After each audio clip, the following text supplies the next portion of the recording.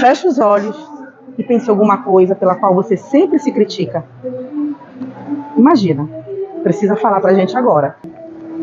A ideia é a seguinte: essa coisa que você pensou, ser tão crítico, te ajudou a mudar os comportamentos? Te ajudou a construir um novo caminho? A ideia é justamente essa.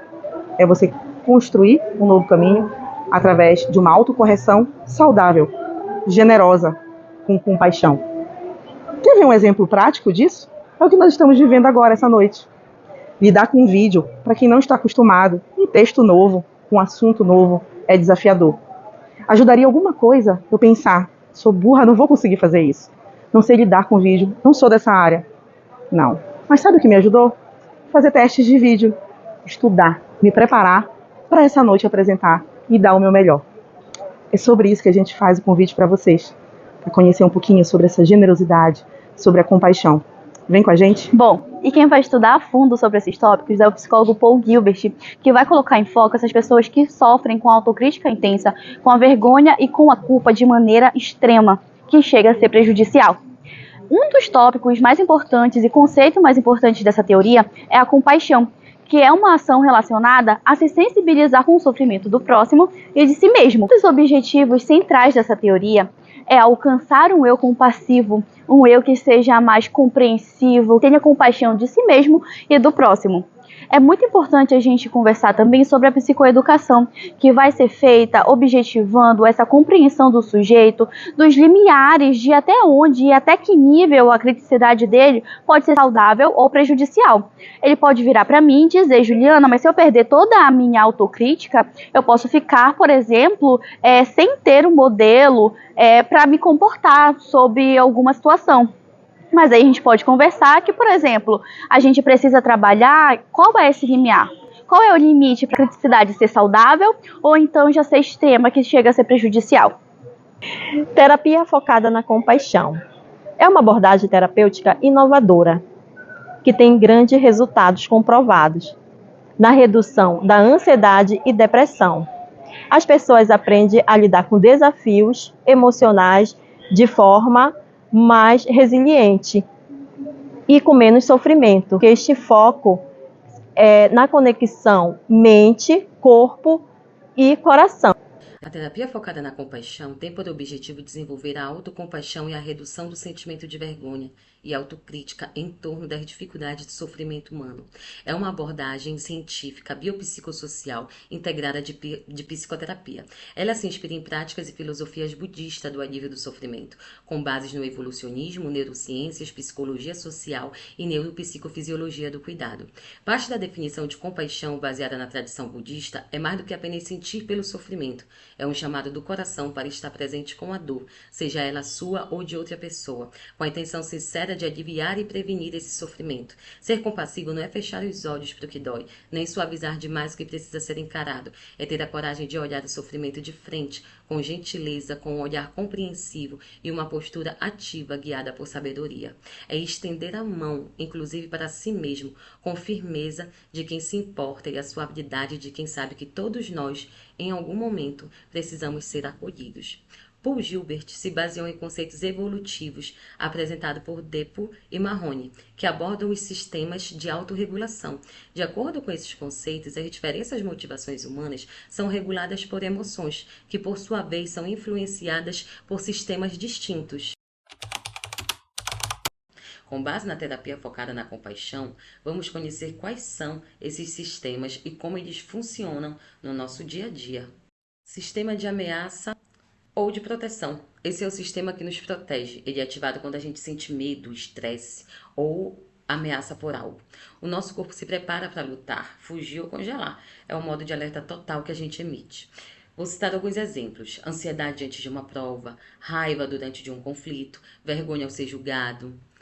Temos também o sistema de motivação, busca de recompensa. Esse é o sistema que nos impulsiona para frente. Ele busca conquistas, prazer e realização. É ativado quando a gente persegue um objetivo, como estudar para passar no concurso ou trabalhar para um projeto importante. Nos sentimos animados, energizados, produtivos em busca de algo. Temos também o sistema de conforto, que é aquele sistema de cuidado. Esse é o sistema da calma, do afeto e da segurança. É ativado quando nos sentimos acolhidos, conectados ou quando cuidamos de alguém que amamos também. É essencial para regular os outros dois sistemas. Exemplo também é um abraço, uma conversa acolhedora ou uma autocompaixão com o próximo e consigo. Identificar em qual sistema estamos nos ajuda a lidar melhor com as nossas emoções e viver com mais consciência. E isso é essencial para desenvolver a nossa saúde mental e a nossa compaixão, tanto conosco como para o próximo. Dando continuidade, às vezes sem que a gente perceba, carregamos um peso silencioso no peito. Uma sensação de não ser bom o bastante, de não merecer, de ter algo em nós que precisa ser escondido. Esse sentimento tem nome, é a vergonha. Na terapia focada na compaixão, entendemos que a vergonha, ela não é um sinal de fraqueza, é algo que algo humano está acontecendo dentro de nós. O medo de sermos julgados, de sermos rejeitados. Também ativa o sistema de ameaça. Isso nos afasta das pessoas e nos prende em ciclos de sofrimento. Mas mesmo em meio a essa dor, a essa vergonha, há uma força poderosa que pode nos resgatar. O poder do cuidado. Esse cuidado, ele nasce de um espaço profundo dentro de nós, que sabe olhar para nossas feridas sem julgamento, com gentileza e respeito. É um convite para que aprendamos a tratar de nós mesmos como trataríamos a quem a gente ama, né? Com paciência, com ternura, com presença. Desse modo, com as técnicas utilizadas em terapia focada na compaixão, como o mindfulness, que faz a gente focar nossos pensamentos no aqui e no agora, sem julgamentos, assim a gente consegue quebrar esses ciclos de sofrimento e construir uma relação mais saudável e amorosa conosco e com o mundo ao nosso redor. Mas a ACT já é uma abordagem tão rica e conduzida de forma compassiva, para que eu preciso da TFC? Essa é uma pergunta excelente. E se eu te dissesse que pode ser exatamente a compaixão aquilo que falta para destravar o processo psicoterapêutico? Você conduz lindamente os 6 processos da ACT, mas aí o paciente trava. Mesmo conectado aos valores, não caminha. Mesmo aceitando a dor, ainda se esconde. E pode ser que lá no fundo ainda exista sofrimento que imobiliza. Esse sofrimento pode estar envolto em autocrítica, pode estar envolto em vergonha, em trauma. Eu sei por experiência própria. No meu processo terapêutico, eu buscava sim caminhar no sentido dos meus valores, mas eu fazia isso através de regras. Eu tenho que me abrir a novas experiências, preciso praticar a flexibilidade psicológica, preciso caminhar no sentido dos meus valores. Tipo, faca na bota, sabe? E caminhava, mas era muito pesado, muito sofrido, até que a compaixão entrou na minha vida. É aqui que a TFC pode potencializar a ACT. A autocompaixão dá suporte emocional ao movimento, dá calor à aceitação, fortalece a intenção com motivação compassiva. E a compaixão, quando treinada como uma habilidade, ela vai fortalecer a flexibilidade psicológica. Ela traz uma mão amiga para a gente sair daquele ciclo de esquiva experiencial. E ela pode ser o terreno emocional fértil para que a ação comprometida de fato aconteça. Se eu já uso a TCC e funciona, por que eu preciso aprender a TFC? Talvez porque você já tenha ouvido de alguns pacientes que, apesar deles entenderem a lógica por trás da reestruturação cognitiva, não conseguem se sentir de forma diferente. Vários pacientes chegam à terapia achando que entender já basta, que o autoconhecimento sobre o que acontece com eles é suficiente. Mas muitas vezes esse não é o problema. O problema é a emoção que não acompanha a evidência, a autocrítica que corrói, a vergonha e o trauma que estão lá em silêncio sem acolhimento. A terapia focada na compaixão surgiu exatamente para isso. Não para substituir o que você já sabe, mas para aprofundar a terapia cognitivo-comportamental, para tocar na parte emocional que muitas vezes a razão não alcança, para tocar naquela vergonha, para ajudar aquela criança e aquele adolescente que não aprenderam a ser gentis consigo mesmos. A TFC não precisa substituir a terapia cognitivo-comportamental, mas sim ajuda a aprofundá-la, a trazer calor, acolhimento, gentileza para aquele pensamento racional que às vezes pode ser frio e distante para o nosso paciente. Thaisa, mas a TFC é tipo a FAP? Olha, embora elas tenham pontos em comuns, existem diferenças bem importantes. Então, na FAP, a relação terapêutica é o principal instrumento de mudança. O terapeuta se posiciona como reforçador e o vínculo que acontece ali durante a sessão é o campo experimental onde tudo acontece. Já na TFC, o trabalho é diferente. Na TFC, a relação terapêutica também é muito importante. É o espaço seguro onde tudo acontece. E o terapeuta vai desempenhar diferentes papéis ao longo do processo terapêutico. Mas, além disso, a gente vai desenvolver com esse paciente uma nova relação com a própria dor.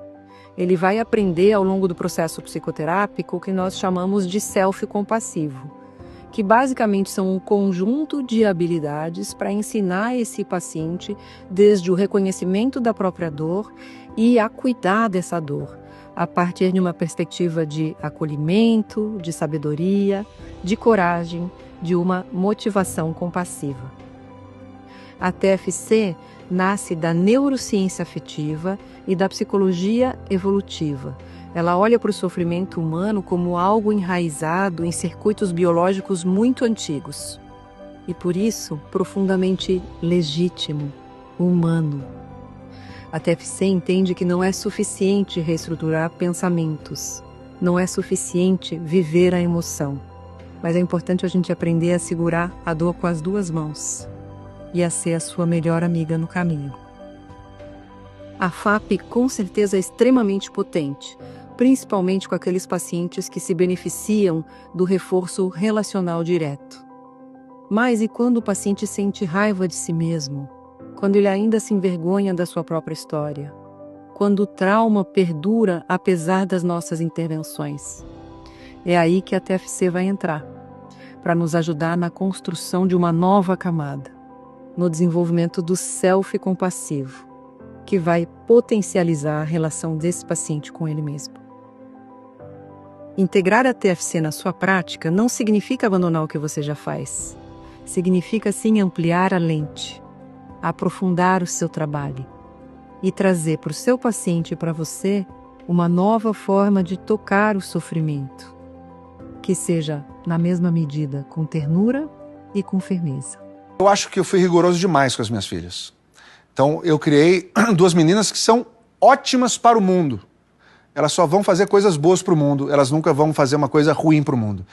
Mas elas poderiam ser melhores para elas próprias, porque elas se cobram demais, elas, sabe, o rigor foi forte demais, acho que eu errei na dose. Talvez por ter o exemplo do meu pai, que é o ídolo lá de casa, todo mundo adora o meu pai, meu saudoso pai, que era extremamente rigoroso, mas acho que meu pai também passou um pouquinho da dose.